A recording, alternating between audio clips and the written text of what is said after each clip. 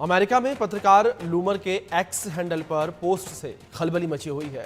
सबसे पहले पत्रकार लूमर ने ही पोस्ट करके बताया कि व्हाइट हाउस के धार्मिक स्वतंत्रता आयोग के सलाहकार बोर्ड के सदस्य 2 जिहादी बनाए गए हैं। दोनों के नाम हैं इस्माइल रॉयर और शेख हजमा यूसुफ। पोस्ट में दोनों के बारे में पत्रकार लूमर ने विस्तार से लिखा है। संक्षेप में हम आपको बता दें कि दोनों का बैकग्राउंड काले कारनामों से भरा हुआ है। और किस तरीके के काले कारनामे, रिपोर्ट में देखिए। ट्रंप के सलाहकार, लश्कर के यार,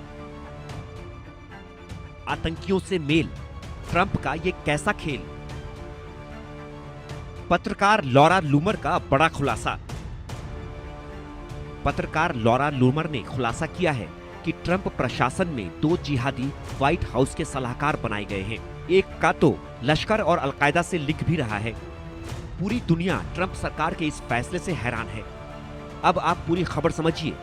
2 जिहादियों इस्माइल रॉयर और शेख हमजा को व्हाइट हाउस के धार्मिक स्वतंत्रता आयोग के सलाहकार बोर्ड का सदस्य नियुक्त किया गया है। यह खुलासा सबसे पहले पत्रकार लॉरा लूमर ने एक्स हैंडल पर किया। 13 साल जेल में रह चुका है इस्माइल रॉयर। इस्माइल रॉयर आतंकवाद से संबंधित आरोपों में 13 साल जेल में बिता चुका है। इतना ही नहीं, रॉयर पर आतंकवादी गतिविधियों में शामिल रहने के आरोप भी लग चुके हैं, जिनमें अमेरिका के खिलाफ युद्ध की साजिश रचना और 2003 में अलकायदा और लश्कर ए तैयबा को सहायता प्रदान करना शामिल था।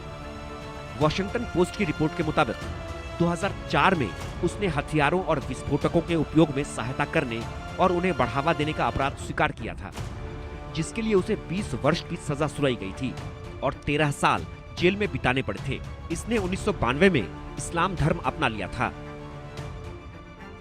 इस्लामी आतंकी रह चुका है शेख हमजा यूसुफ। शेख हमजा यूसुफ के बारे में भी जान लीजिए। कैलिफोर्निया में शरिया कानून पढ़ाने वाले जैतूना कॉलेज का यह सह संस्थापक है और इस्लामी आतंकवादी भी रह चुका है। पत्रकार लॉरा लूमर के मुताबिक शेख हमजा यूसुफ हमास और मुस्लिम ब्रदरहुड दोनों से जुड़ा है। 9/11 से 2 दिन पहले यूसुफ ने जमील अल अमीन के लिए एक फंड रेजर इवेंट में भाषण दिया था। जमील अल अमीन पर एक पुलिस अधिकारी की हत्या का मुकदमा चल रहा था। अपने भाषण के दौरान यूसुफ ने अमेरिका पर नस्लवादी देश होने का भी आरोप लगाया था और कहा था कि अल अमीन को फंसाया गया है। अल अमीन को अगले वर्ष हत्या का दोषी ठहराया गया था। यूसुफ ने यह भी कहा था कि 1990 के दशक में न्यूयॉर्क के ऐतिहासिक स्थलों पर बम विस्फोट की साजिश में दोषी ठहराए गए शेख उमर अब्देल रहमान पर अन्यायपूर्ण तरीके से मुकदमा चलाया गया।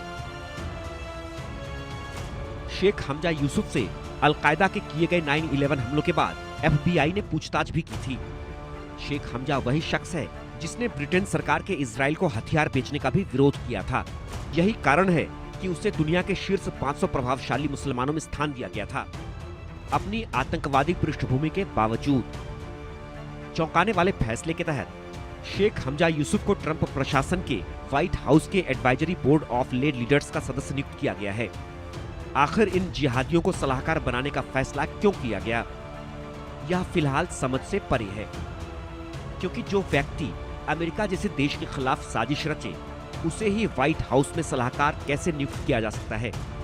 यह एक बड़ा सवाल है जिसका सभ्य समाज जवाब चाह रहा है। Bureau report, India news.